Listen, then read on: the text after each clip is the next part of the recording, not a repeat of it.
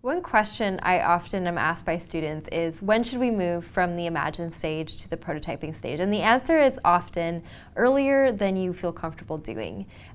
For some reason, we feel very uncomfortable with taking all of the awesome ideas that we have in our head and putting them out into the physical world because it can seem awkward, it may not seem like a refined idea, but definitely earlier than you think.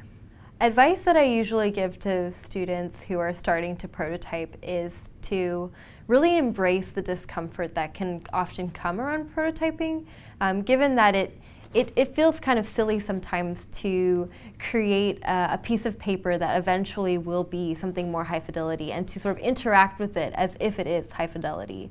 And so, for instance, in some of my work, we had a peer feedback system, which eventually would be a full-fledged software application.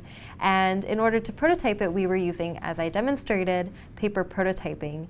And it can feel a little silly to go around to all of these, amazing, intelligent people and ask them, hey, will you interact with my paper prototype? Will you, click on these little fake buttons? But I think really embracing that discomfort can be great because it is such a powerful technique, and it is often underestimated in how it can be used to communicate ideas.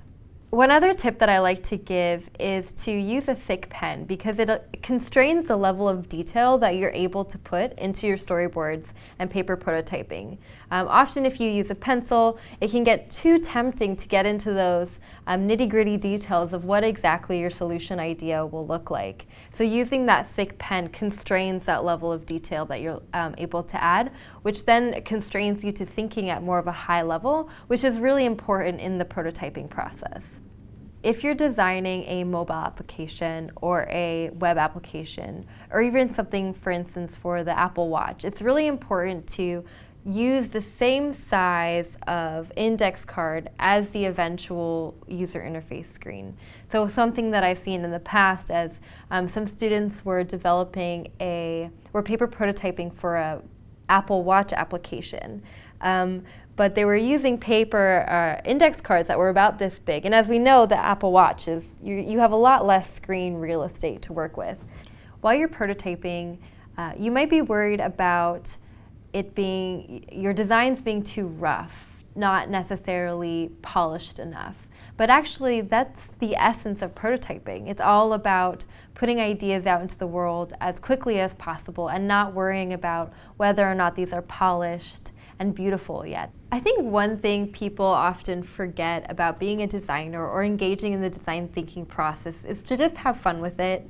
A lot of creativity is sparked when people are relaxed and having a good time, and that's such an important part of a successful design thinking process.